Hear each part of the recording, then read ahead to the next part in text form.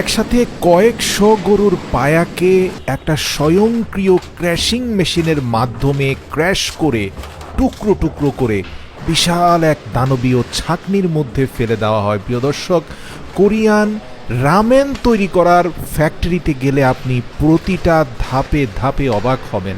এখানে দৈনিক 2 থেকে 250 গরু জবাই করা হয় রামেনের সিক্রেট সস বানানোর জন্য।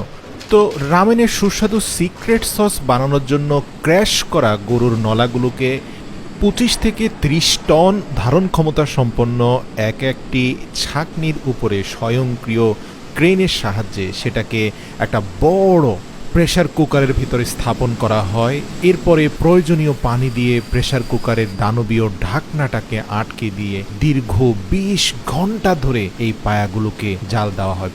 প্রিয় দর্শক, দীর্ঘ 20 ঘন্টা ধরে জাল দেওয়ার ফলে গরুর পায়ার মজ্জা থেকে বের হওয়া জুসের একটা অংশ দিয়ে তৈরি করা হবে এই রামেনের সিক্রেট সস, আরেকটা অংশ দিয়ে তৈরি করা হবে নুডলস কেক। অনেকের মনে প্রশ্ন আসতে পারে, জবাই করা এতগুলো গরুর হাড়গোড়ের হিসাব তো পেলাম, কিন্তু এর মাংস কোথায়? প্রিয় দর্শক, আপনাদের জানিয়ে রাখি, গরুর শরীরে যত স্থূল মাংস থাকে সেগুলোকে রেফ্রিজারেটরে রেখে শক্ত করে একটা স্বয়ংক্রিয় কাটার মেশিন দিয়ে স্লাইস করে ফেলা হয় এবং সেই স্লাইস করা গরুর মাংসগুলোকে আরেকটা কাটার মেশিনের সাহায্যে স্কোয়ার শেপে টুকরো টুকরো করে ফেলা হয়। আমরা সবাই জানি যে কোরিয়ান রামেনের অন্যতম একটা বৈশিষ্ট্য হচ্ছে যে এর মধ্যে আপনি একদম ন্যাচারাল ভেজিটেবল পাবেন, যে ভেজিটেবলগুলো 100% ন্যাচারাল ওয়েতে শুকানো হয়েছে। তো এই ফ্যাক্টরির অন্য প্রান্তে দেখা যাবে সেখানে বড় বড় গ্রিন অনিয়ন, মানে মোটাসোটা পেঁয়াজ পাতাগুলো, সেগুলোকে কুচি কুচি করা হচ্ছে, সাথে অনেকগুলো পেঁয়াজকে কুচি করা হচ্ছে। এছাড়াও সেখানে বিভিন্ন ভেজিটেবল কুচি করা হচ্ছে। তো কিছুক্ষণ আগে যে গরুর মাংসগুলো টুকরো দেখলেন, এর প্রত্যেকটি একটা নির্দিষ্ট টেম্পারেচারে শুকানো হবে যেন এই ভেজিটেবল বা মিটের ভেতরে থাকা খাদ্য কণাগুলো নষ্ট না হয়, পুষ্টিগুণ অটুট থাকে।